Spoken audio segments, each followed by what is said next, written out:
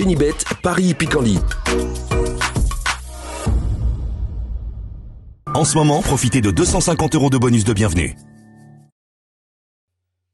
Salut à tous, je suis ravi de vous retrouver sur canalturf.com. Nous allons parler des réunions premium de ce dimanche 25 décembre.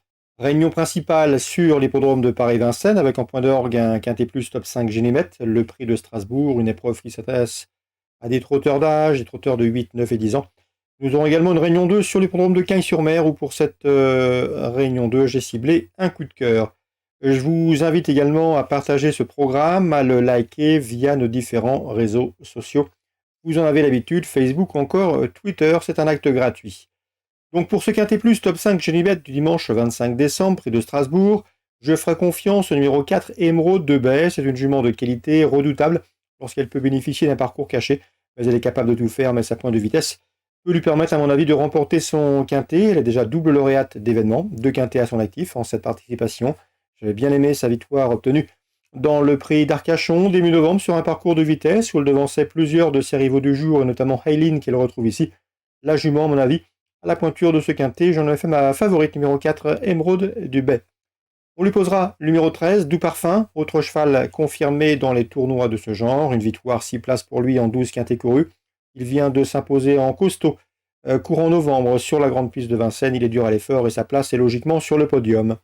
Le 12, Haylin, mérite également crédit. C'est une jument de qualité qui est confirmée à ce niveau. Elle avait bien gagné le prix Daniel Miette, un quintet disputé fin novembre, où elle devançait 6 de ses rivaux du jour, de quoi lui valoir ici une chance prépondérante. Donc mes 3 préférés, le 4, Émeraude du Baie, le 13, Doux Parfum, et le numéro 12, Haylin. On peut le reposer toutefois le numéro 5, Eddie du Pomereux, qui à mon avis est barré pour la victoire, mais certainement pas pour les places. Le cheval vient de prouver sa forme en s'imposant récemment facilement sur l'hippodrome de Cagnes-sur-Mer. Auparavant, il avait prouvé qu'il fallait compter avec lui en pareille société, puisqu'il affiche pas moins de 7 places dans les 5 premiers, en 10 quintets courus, du 70% de réussite dans le quintet pour ce numéro 5, Eddie de Pomereux. Ensuite, pour les combinaisons élargies, pour les champs réduits, je citerai 4 chevaux qui ont participé au prix de Montignac-Charente le mois dernier sur le parcours proposé, celui de 2700 mètres, à savoir le 14, Elite de JL, capable de bien finir, le 11, Diego de Cao, un cheval régulier, le 9, Equinox, qui a par le passé tutoyé les meilleurs de sa promotion, et le numéro 1, Charlie Delaunay, un cheval dur à l'effort, capable d'aller de l'avant, et qui est capable de conserver un bon lot. D'ailleurs, ces 4-là, comme je vous le disais, ont participé au prix de Montignac-Charente, se classant respectivement 4e, 5e, 7e et 6e de cette course référence. Ils devraient une nouvelle fois batailler pour les accessites. Résumé chiffré pour ce quintet top 5 Génibet du dimanche 25 décembre. 4, 13, 12, 5, 14, 11, 9 et 1, je répète, 4, 13, 12 pour les bases, ensuite le 5, le 14, le 11, le 9 et le 1. On se retrouve maintenant pour évoquer les coups de cœur de ce dimanche. En ce moment, profitez de 250 € de bonus de bienvenue. Voici désormais mes conseils de jeu pour ce dimanche 25 décembre. On va commencer par Vincennes, théâtre de la réunion principale. Dans l'épreuve d'ouverture, la première, j'ai pu m'entretenir avec l'entraîneur Gilles Vidal, entraîneur driver bien connu, basé dans le 113 depuis maintenant plusieurs décennies. Il délègue ici le 111 Impact Hawks. L'homme est assez confiant. Le cheval s'est présenté à Vincennes ici car c'est un cheval qui apprécie les grandes pistes, les grands anneaux. Il négocie bien la montée de Vincennes. Il a prouvé lors de ses 2 derniers parcours. Et c'est un bon gaucher. Lors de ses 2 derniers parcours, eh bien, il a enregistré une 4e place plaisante où il avait bien fini. En dernier lieu, il n'a pas été des plus vénards à la sortie de la plaine, ce qui lui a coûté un meilleur classement. Quoi qu'il en soit, le cheval est resté bien, l'engagement est bon, et l'homme se déplace avec des ambitions. Le 111 Impact Hawks.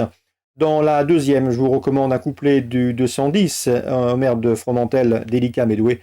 Et le 12 Hidalgo du Rib, pour son retour remonté, il sera plaqué, et c'est le plus riche de la course. Il présente donc des garanties, 210, 212.